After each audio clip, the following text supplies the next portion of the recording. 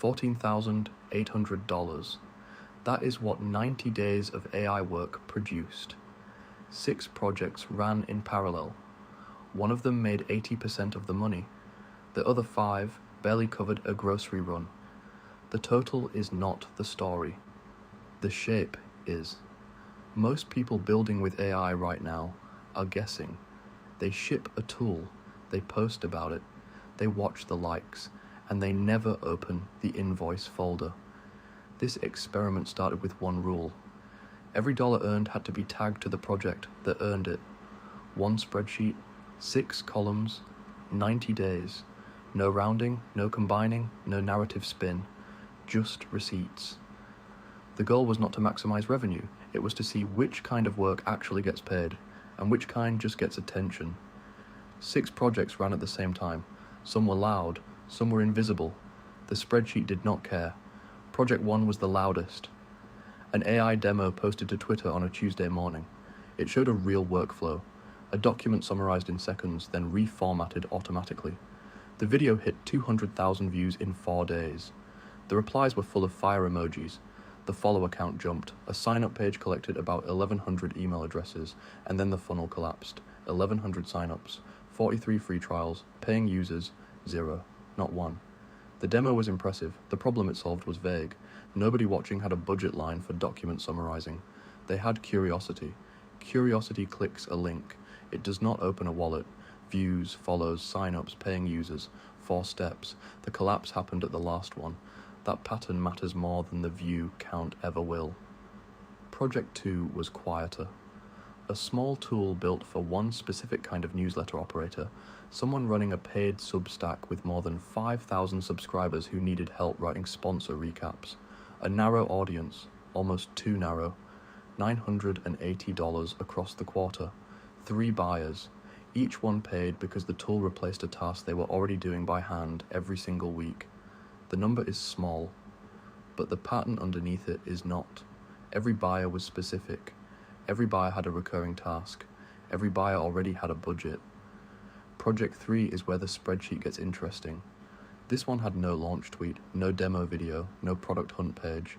It was a proposal drafting tool for boutique design and development agencies.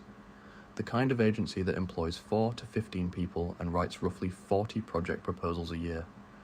Every proposal follows the same rough shape: scope, timeline, budget, terms, and every agency hates writing them. The tool used AI to draft 80% of a proposal from a short intake form. The agency edited the last 20%. What used to take 3 hours now took 40 minutes. 16 agencies subscribed. $200 a month each. Across the quarter, that is $9,600. One project, 65% of all revenue. The tool was not exciting. Nobody posted about it on social media. It did not go viral. It went into invoices. The buyers had a budget line item because the tool saved billable hours, directly measurably every month. Boring work, real money. Project 4 was a small paid cohort. 8 people, $300 each, $2,400 total. The curriculum taught the exact workflow behind the proposal drafter, how to identify a repeatable document, how to structure an intake form, how to fine-tune the output. Cohorts are a leveraged version of consulting, but they only work after you have done the consulting. You cannot teach a workflow you have not shipped. The cohort sold because the case study was real. The case study was real because the proposal drafter existed. Sequence matters. Project 5 was direct consulting, 7 one-on-one calls across the quarter. $1,820. Each call followed the same arc. Someone had a task they wanted to automate. They described it.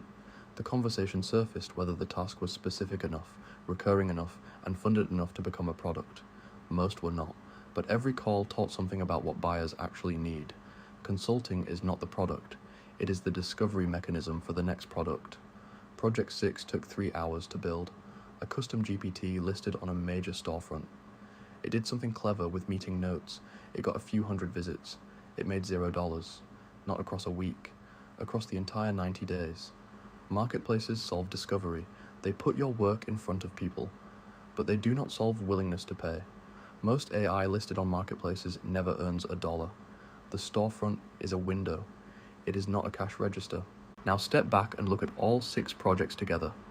Picture 6 bars on a chart. One bar towers over the others.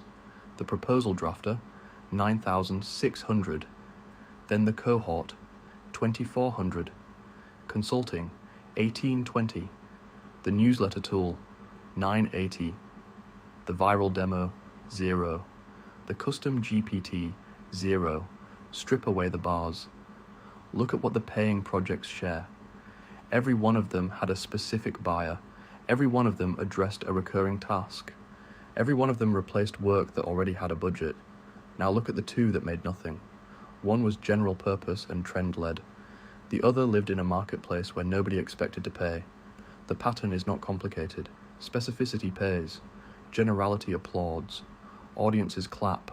Buyers pay. They are not the same people. That line deserves to sit for a moment. The people who share your demo are not the people who will subscribe to your tool. The people who subscribe to your tool probably never saw your demo. They found you through a colleague, a search, a referral.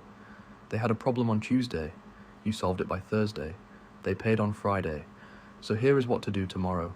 First, pick one specific buyer in one specific industry, not an audience, a buyer, someone with a recurring task and an existing budget.